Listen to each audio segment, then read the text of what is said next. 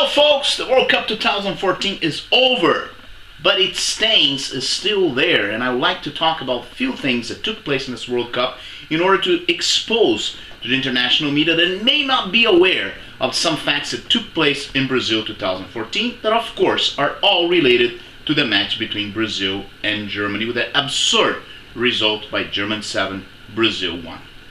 Well, I've chosen 7 points that I'd like to discuss with you. First of all, the first aspect was the political situation of Brazil just before the World Cup. I'd like to remind people what happened in the Confederation Cup.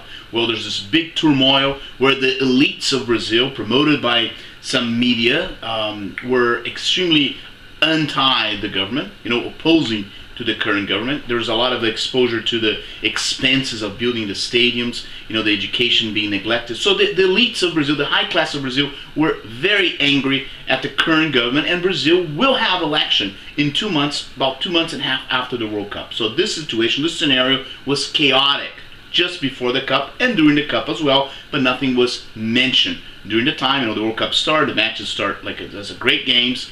People got really influenced by the atmosphere of football, international football, and this was a little forgotten during the World Cup. But you got to keep it in mind that the Brazilian political situation was extremely, extremely dangerous. Okay? Well, a very delicate situation. The second aspect that I'd like to talk was a very strange death of Tarcísio Schneider, the Brazilian coach nephew, just a little bit before the World Cup took place.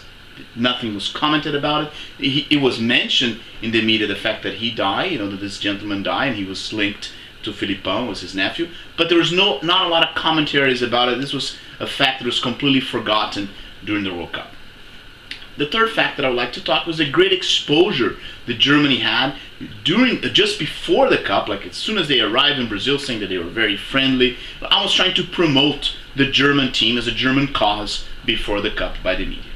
The fourth aspect that I like to talk is like the big coincidence in a great match, in a very tough match between Brazil and Germany in the World Cup being played in Brazil, where the two best players of Brazil were not playing. First, Neymar, that was hit on the back by Camilo Zúñiga and was not able to play anymore in the World Cup. And then Thiago Silva, the great Brazilian defender, the team captain, that got a yellow card in a very, very childish way, in an unacceptable way for an experienced player like Thiago Silva, has a world renown. It's a world renowned player. How could this guy get a yellow card just before an important match against Germany? And how would the best player of Brazil, Neymar, got hit as the way he was and ended up not being played? Nothing was shown. They never show X-rays on the media. These things were never talked about. They're never discussed. And Neymar, as everybody saw, the whole world saw him walking like nothing happened, even carrying his luggage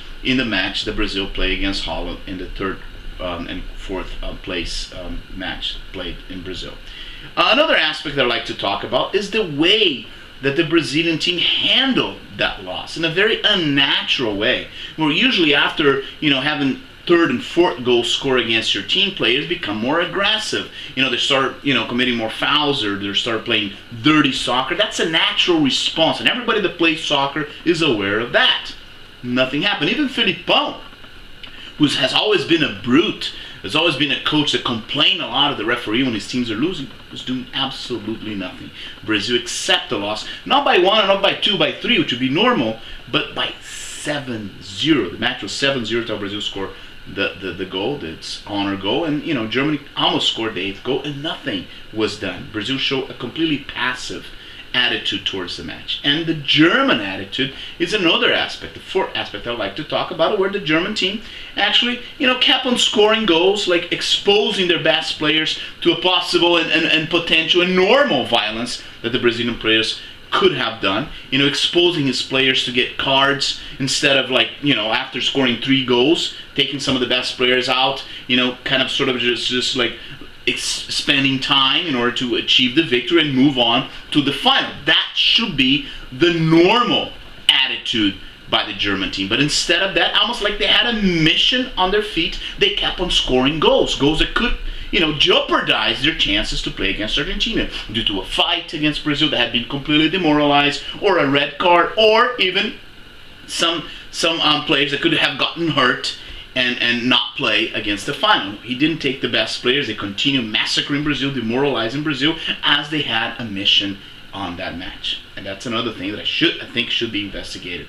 And finally, the involvement of almost a third of Brazilian players, 8 players of Brazil, are represented by a manager named Kia Jorabichand. This man has strong liaisons to the Russia mafia. He was in Brazil in 2005, involved in a tremendous scandal when a referee, Adilson Pereira Carvalho, actually declared that he had changed, that he had influenced some matches. These matches were replayed, and the team that this man represented, Corinthians, which is the same team where Ronaldo at the time, Mascherano played for them too, actually was able to come back and win the championship, which they would not if these 11 matches were not replayed. This man, Kia Jorabichand, was arrested in Brazil due to involvement with the mafia, due to involvement with money washing, game setting, and things like that. This game fixing. The same man is representing 8 players of Brazil, like Oscar, Júlio César, and Maxwell, and many other players that were representing Brazil in this World Cup. 8 players,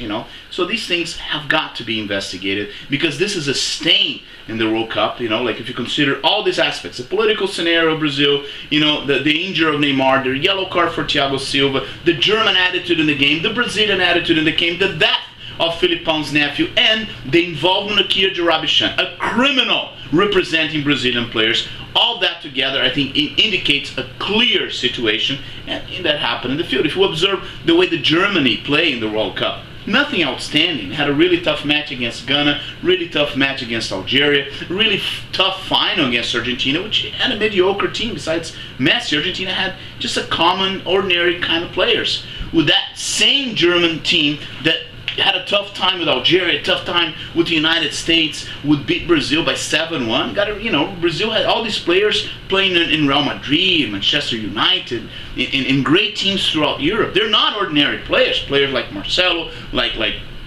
David Luiz, Hulk, all of these guys play in prime soccer in Europe. Were they bad enough to lose 7-1 to Germany?